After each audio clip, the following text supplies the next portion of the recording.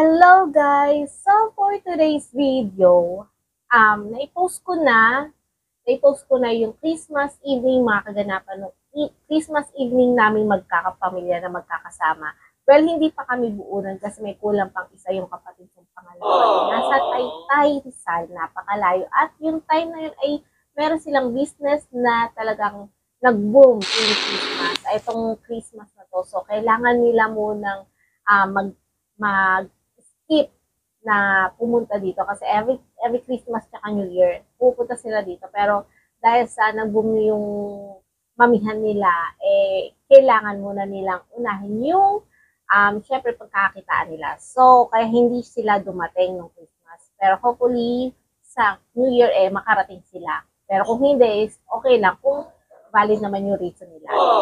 Ang mahalaga doon is nagkakakontakan kami at saka yung Christmas Eve naman, nag-video call naman sila para batiin sila. Sana all.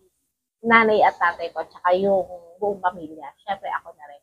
So, nagbigayan ng Christmas gift nung Christmas evening. So, hindi ko na inisa-isa lahat yung mga binigyan ko.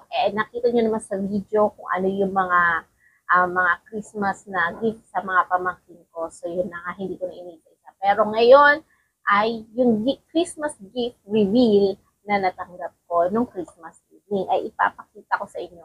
Actually, guys, nabuksan ko na siya. Hindi ko na ako nakapag-try dahil sobrang excited na ako kung ano yung mga natanggap ko. Well, nakakatanggap ako ng 3 gift galing sa aking kapatid at saka sa aking titag. So, ipapakita ko sa inyo yung unang natanggap ko galing sa aking napakagandang kapatid at isang napakaganda sa pinakamagaling na si Tante. Thank you so much, Liza, sa aking mga gift na binigay mo. So, eto na nga, binuksan ko na siya, kaya ipapakita ko na sa inyo. Eto ang una ko natanggap sa kanya. Mic siya, natin nabuksan ko na siya, na-testing ko na rin. Hindi ko na ite-testing sa inyo dahil low-bat siya. Yan.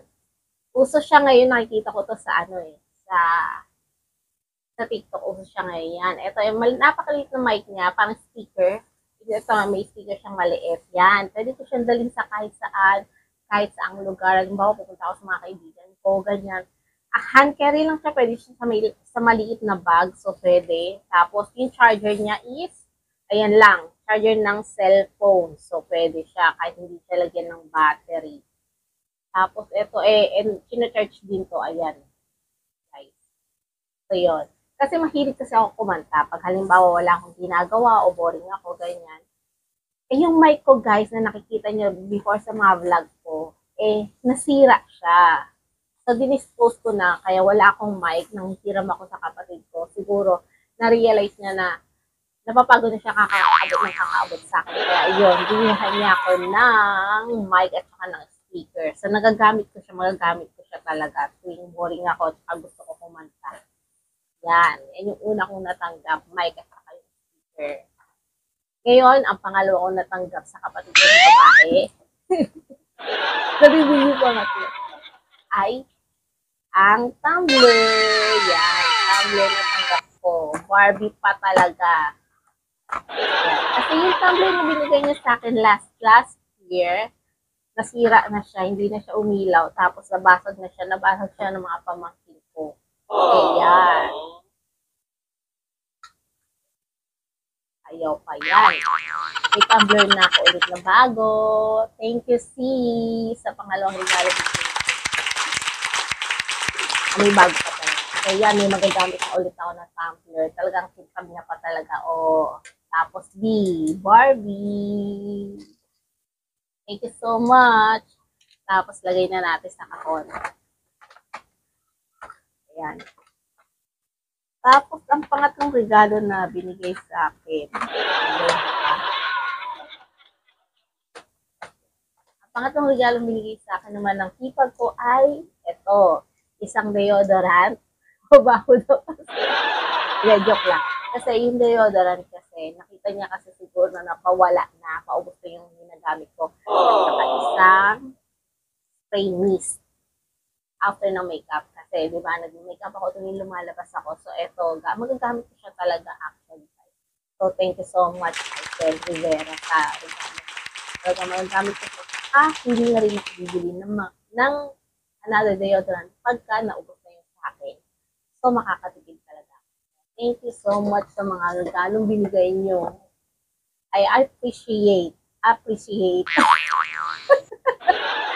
na-appreciate ko naman lahat ng mga regalo, reveal ko, di ba? Thank you so much. So, lahat, guys, sa mga nag-subscribe, saka sa mga supporters namin ni Savannah, sa lahat ng mga vlog namin, thank you so much. At sana patuloy pa kayong lumago, patuloy pa kayong manood sa mga vlog namin, sa mga videos namin, at patuloy nyo pa i-share. Please, guys, i-share this video para yung mga good vibes na dumadating at napapanood nyo, guys, or kung natutuwa kayo sa mga video namin, thank you so much po. At sa mga new subscribers namin dahil unti-unti lumalago yung ating YouTube channel. Thank you so much. Merry Christmas and Happy New Year, guys! Bye-bye!